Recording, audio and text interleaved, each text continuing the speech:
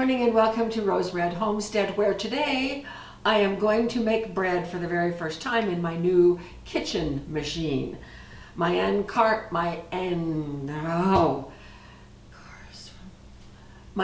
Ankarsrum Kitchen Machine. Well, how many PhDs does it take to pronounce a Swedish word? 4 or 5. Oh my goodness. Okay. So we unboxed this yesterday on a video. I just didn't have the energy or the time to do any bread last night, but I dreamed about it last night, so that will probably tell you how excited I am about this. So everything is washed, sanitized, and we are ready to go. I keep the lid on this to protect it from dust, and I have the implements on the inside that I will be using mostly for bread. So let's get those in place.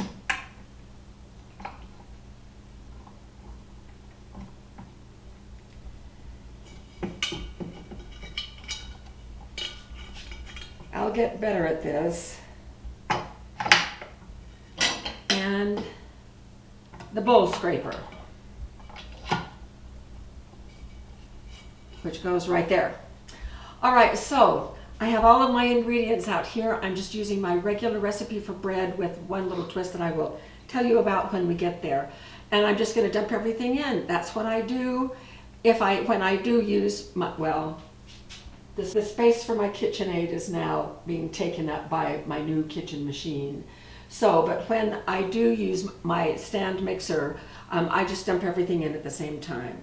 So I have 2.5 cups of water going in. I usually put flour first, but everything I've seen with the Ankarsrum, did I say it right? It's close. It's better than it was. Ankarsrum. Yeah. I keep wanting to put an H in it. Yeah, me too. In English, me too. There's no SR. Yeah. It's just SH all the time. Ankarsrum. Ankarsrum. But it says to put the water in and then put the yeast in.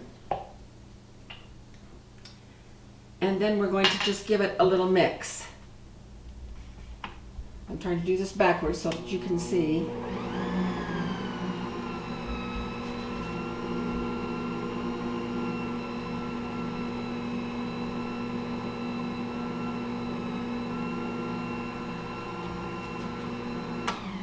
I'm done with that.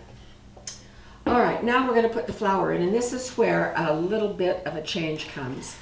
I sometimes will add, my recipe takes 6 cups of flour. I sometimes will put in 2 cups of my winter white wheat or winter red. I just freshly ground some winter white wheat right here in the corner because I just put it in and ground it. I forgot that yesterday I was grinding up some corn into flour. I have some corn flour right there, freshly ground from our nixtamalized corn. I'm going to use it in my bread. And so I'm just going to gather a little bit of the corn along with the wheat and put in a couple of cups of that mixture.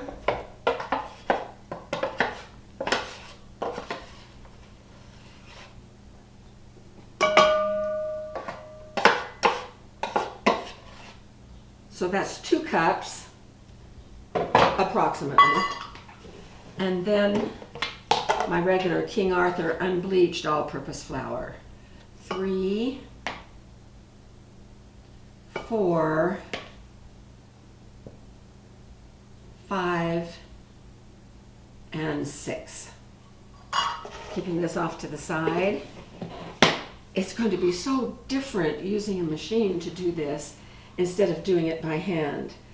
So I'm going to add, this is 3 tablespoons of sugar and 2 teaspoons of salt and 3 tablespoons of oil.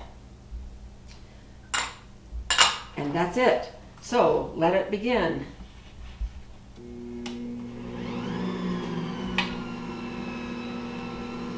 So Jim, do you want to come up close and get a closer view of what's happening?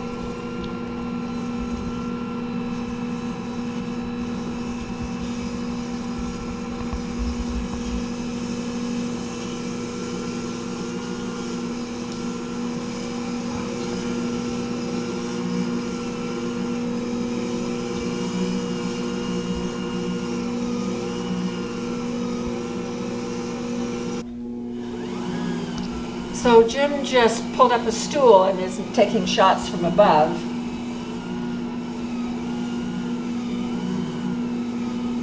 Oh, I need to feel the dough. I can't. I think it needs just a tiny bit more water.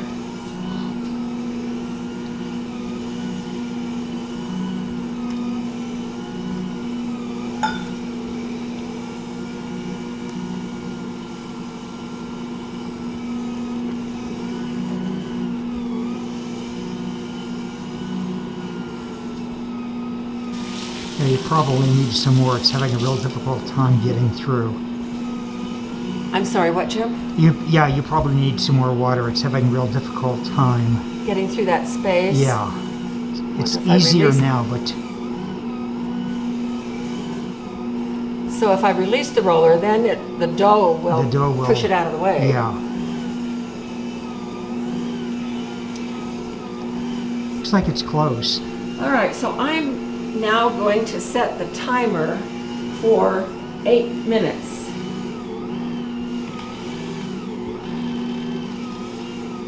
And I'm going to turn the speed up just a tiny bit.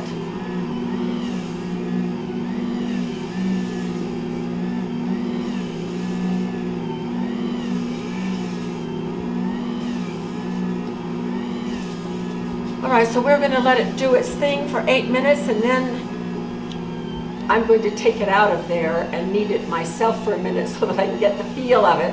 My hands are itching to get the feel of it. And so we'll be back in about 8 minutes. 4 minutes. It's cleaned up every little bit of flour, and it is doing a great job. I've locked the arm 2 inches from the side of the bowl. It can still move, but it's now locked out there so it doesn't come back to the side of the bowl. So we'll come back in a little bit. Barely stopped, so I am going to, if I can figure this out, remove this. There's a little bit on the back side. I'm going to work that in when I check it out here in just a minute. And then remove the roller and bring the arm clear over here, lift the bowl, and move this to the side. And normally, once I have total trust in this, then I would just put this lid on it just the way it is and let it rise. But I have to touch it.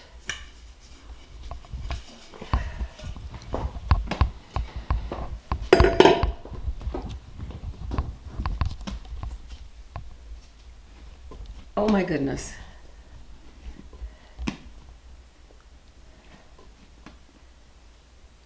Oh my gosh, this is fabulous. It's more than ready. So I'm just going to give the inside of the bowl a little spray. I think I'll do this part every time.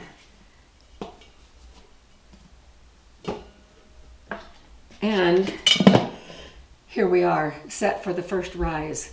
So we'll be back when we're ready to shape it into loaves. It's been just a little over half an hour. Look at this.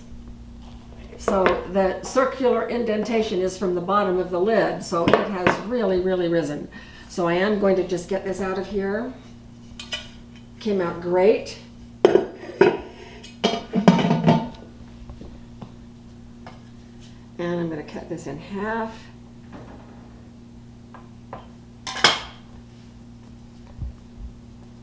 Make this into a little rectangle and degas it.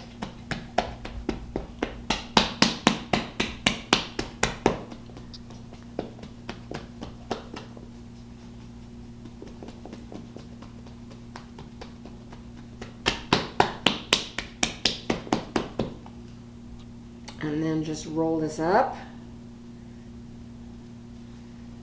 Pull and stretch, pull and stretch. I can smell the corn.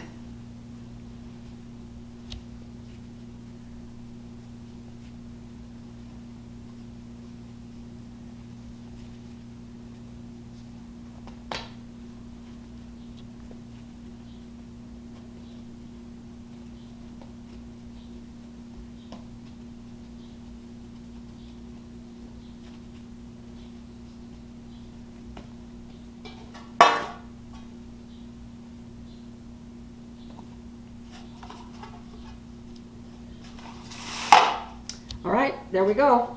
We'll let those rise, and then we will come back when we are taking them out of the oven. These have been out of the oven for about 30 minutes. They're still warm, and I'm going to do a taste test in just a moment. A couple of things were different. These overproofed just a little bit. They were ready to go in the oven after proofing for 20 minutes in the pans. And that's very different. Now, it could be one of two things. It could have been my new kitchen machine, or it could have been the addition of the corn, and I don't know which, because I did change two things there. In any case, the smell of the corn, whenever corn is nixtamalized, and that's what we're doing in our corn series right now, it really brings up the flavor, and you can just smell the corn. I could smell it when I was adding it to the mix, and I could smell it all during the baking time. I can smell it right now. So I'm going to be interested to find out if just that, and I think it was probably about a cup of corn flour, a cup of the winter white wheat. So let's check it out. And these turned out beautifully. They're browned all around and just lovely. Just a little tiny bit overproofed. So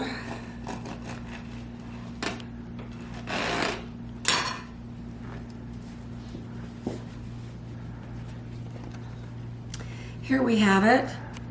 I really don't see a difference, but I really smell a difference. The corn is just dominating the smell. So that means I have to take a bite of it to see what it's going to taste like.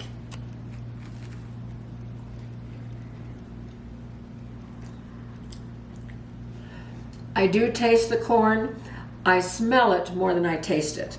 So I thought it would also be good to compare. This is the last of the loaf from last week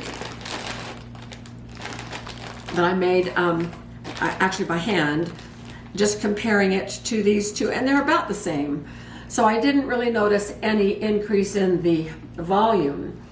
But remember, I also did put corn in here, and corn is non-gluten, so that would not really have contributed to the rise. But in any case, the bread is delicious. There's a little bit of a corn taste to it, and I'm so pleased.